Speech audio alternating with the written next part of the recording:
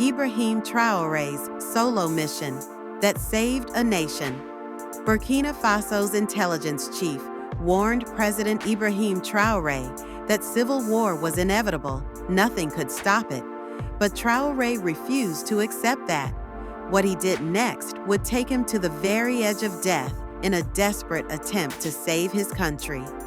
In the emergency briefing room, cold sweat and desperation filled the air as Intelligence Chief Ouedraogo Ogo spread satellite images across the steel table.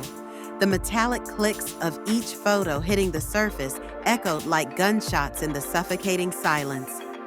"Mr. President," Ouedraogo said, his voice trembling, "coordinated ethnic attacks are planned for dawn.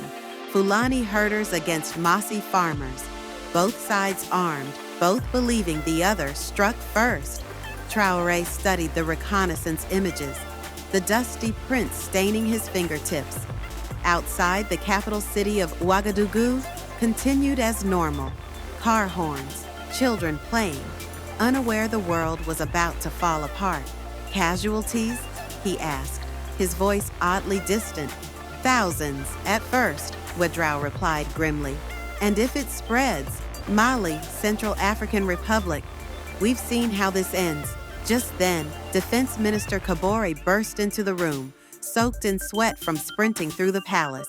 "Mr. President, rapid response units are too far. By the time we deploy, the killing will have already begun." He slammed his fist on the table, sending papers flying. The photos painted a horrific scene. Pickup trucks loaded with weapons, roadblocks built from tires and concrete, even fresh graves. "Who's behind this?" Traoré demanded. "Unknown," Ouedraogo answered, "but they're well-funded. These are AK-47s, RPGs, night vision gear, far beyond what these communities can afford. Someone wants this war." Foreign Minister Ouedraogo entered, tie loosened like a noose. If civil war begins, everything collapses. Foreign partners will evacuate, investments gone, refugees flooding the borders. "We're not just preventing violence, sir. We're saving the country's future." But Ibrahim Traoré had already made a decision, one that horrified his entire security team. "What if I go to the leaders myself? Before the attacks begin?" he asked, his voice dangerously calm. Kabore's chair screeched as he stood. "Sir, those commanders are scattered across 200 kilometers of hostile territory. They're not meeting. They're hiding." "Then I'll go to them," Traoré replied simply. The room fell silent. Even the hum of the air conditioning felt louder. No one breathed. "Military convoys will trigger aggression," he continued. "A president arriving alone, unarmed, seeking dialogue. That changes everything." "You'll drive into your own execution," Kabore said in disbelief. "Which is why it must be me," Traoré answered, rising to his feet. "I'll tell them the truth. We're being played. Someone wants us to destroy ourselves." Ouedraogo spread out tactical maps, his hands shaking. "Even if you reach them, sir, what makes you think a conversation can stop this?" "Because I'll show them the truth," Traoré said. "The same weapons appearing across the Sahel, the same suppliers. Someone wants war, not justice." Later that night, he drove an unmarked pickup truck, wearing clothes soaked in engine oil and sweat. Clothes of the common man. A pistol lay hidden under the seat, set to silent. His protection? Dialogue. Under the moonlight, rough roads led him far from civilization. Radio silence as ordered, no security escort. For 12 hours, Burkina Faso's president was completely alone. At the outskirts of Yako, armed men emerged from the darkness. Rifles aimed. Their leader barked in the local dialect. "State your business." "I need your commander," Traoré said calmly, removing his cap so the moon could light his face. "I am Ibrahim Traoré. I bring information about tomorrow's attack." Confusion erupted. Radios crackled. Within minutes, pickup trucks surrounded him. An elder named Amadou stepped forward. His weathered face told stories of generations mediating blood feuds. "You're either very brave or very foolish, Mr. President," he said. "What brings you into the darkness?" But the danger had only just begun. For 3 hours under the stars, Traoré sat by a fire with Fulani elders. He listened as decades of resentment spilled out. Cattle killed, water denied, young men abused by police.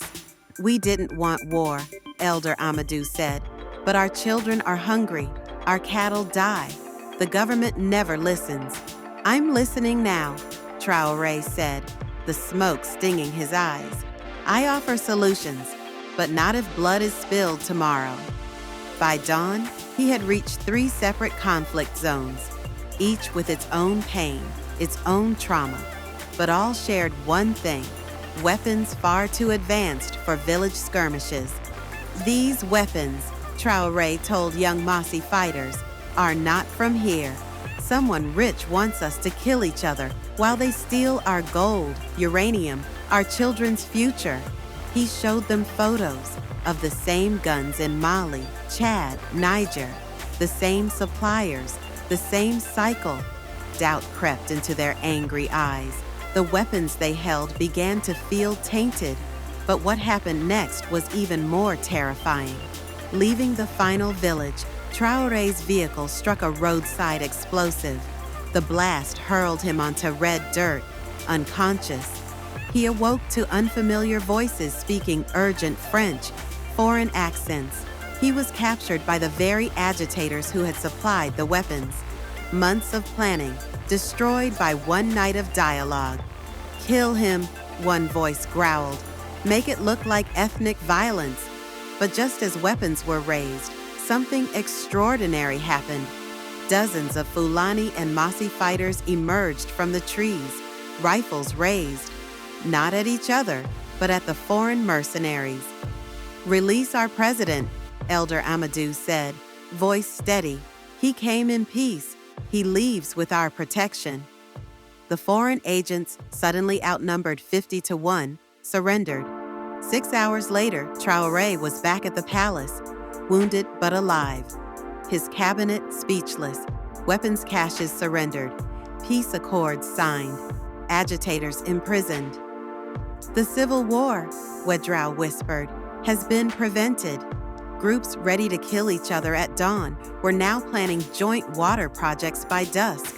3 months later, the world would call it the Burkina Faso miracle.